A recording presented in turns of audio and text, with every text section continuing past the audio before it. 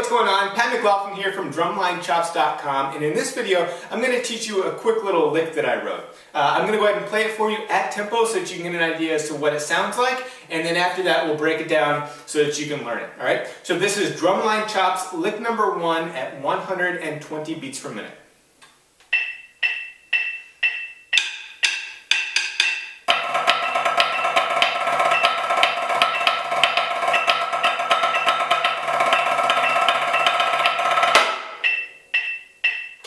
Alright, so that's the lick.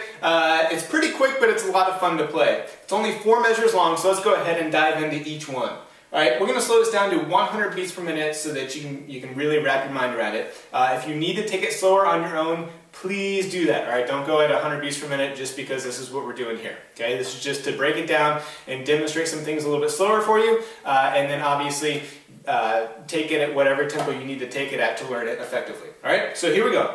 In the first measure, we've got accents on the downbeat, the of 1, the of 2, the and of 3, and the downbeat of 4. Alright, so what I recommend you do in this measure is just get comfortable with that accent pattern. Alright, let's go ahead and try it out. This is at 100 beats per minute. This is the accent pattern only in the first measure.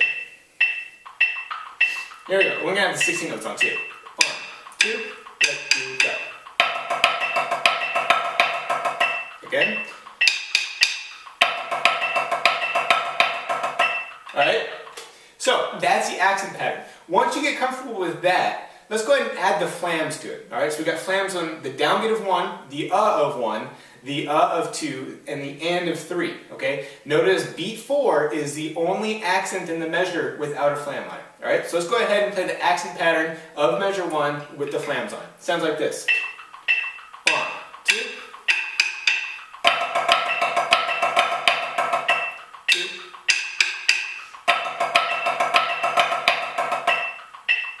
Alright, and finally, for measure 1, we're going to add all the drags in. So you've got drag on the E of 1, the downbeat of 2, the downbeat of 3, the of 3, and then E and of 4. Alright, so basically we have 2 flam drags and then 2 more flam drags starting on the of 2. Alright, followed by a tap roll on beat 4. Okay, so all of measure 1 sounds like this.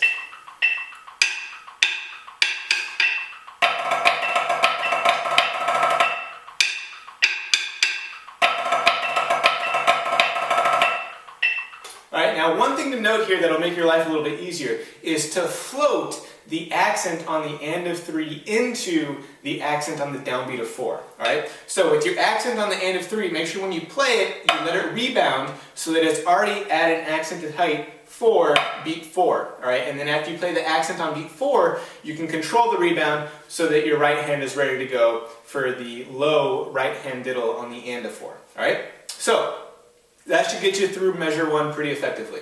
Now, when we look at measure 2, we can break it down in the same process. You can go through and you can play just the accent pattern. So you've got accents on the E of 1, the downbeat of 1, the of 1, or sorry, the E of 1, the downbeat of 2, the of 2, the E of 3, and then the 4 and E of beat 4. Right? That makes sense. The downbeat and E of beat 4. Okay?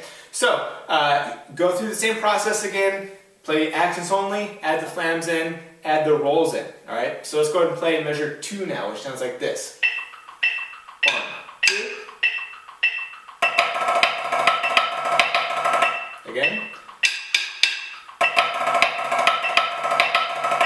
Alright, now in this measure, it's really important to make sure that you're listening to all the low rolls and making sure they're of consistent quality, tone, and volume. Alright, the accents are just kind of icing on the cake. You want to make sure that you're really listening to that consistency on the low end of the drum so that the rhythm has that forward momentum throughout the entire measure. Okay? Now, in measure 3, same process. Got a lot of accents, a lot of flams. Notice on beats 2 and 3 we have some flam taps. Okay? So this is kind of a little bit of a technique shift because in the prior measures leading up to this, it's been a lot of controlled accent and tap diddle combinations, okay, with the exception of the rebounded and of beat 3 in the first measure to lead to the downbeat of 4, right?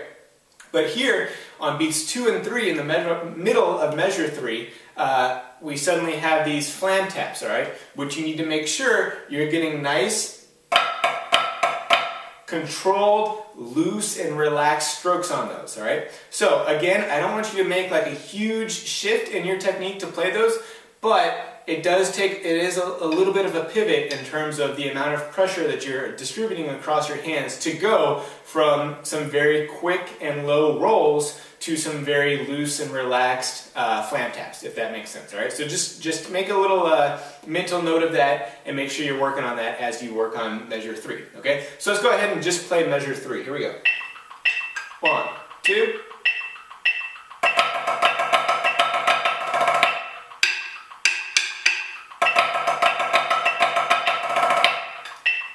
The other thing to note is that the flam tap at the very end of beat 3 that leads into the roll on beat 4, all right? Now, I put a little bit of a button on the downbeat of 4 so that you have a slight emphasis on the downbeat to make it a tap roll, but you shouldn't try to overplay that tap and make it sound like this.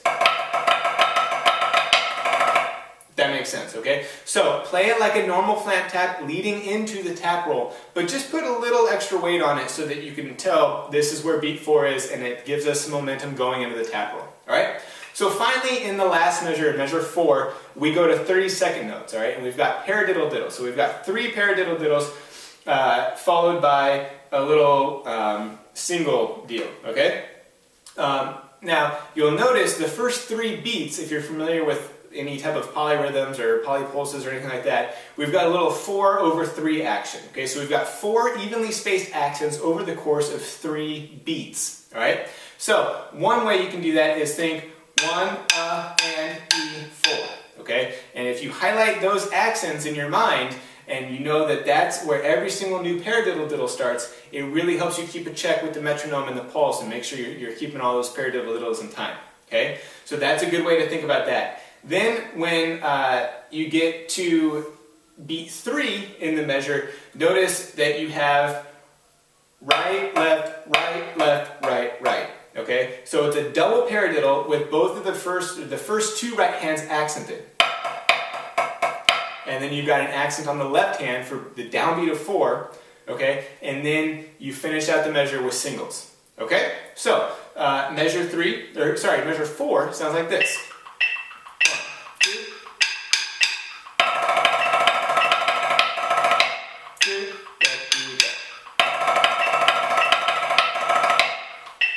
Okay, and one thing that you can add towards the end of this measure is just a slight little crescendo on beat 4, okay? Nothing crazy, nothing too much, nothing to overplay, but if you add just a slight crescendo towards the very end of the measure, it'll really push you to the downbeat and make it a nice conclusion of the lick. Alright, so that's the lick broken down. I hope that it helped you out, and I hope you have fun learning it and playing it. And if you have any questions, please feel free to let me know, and I will do my best to get back to you and answer them. Alright, thanks so much for checking out drumlinechops.com, and I will see you in the next video.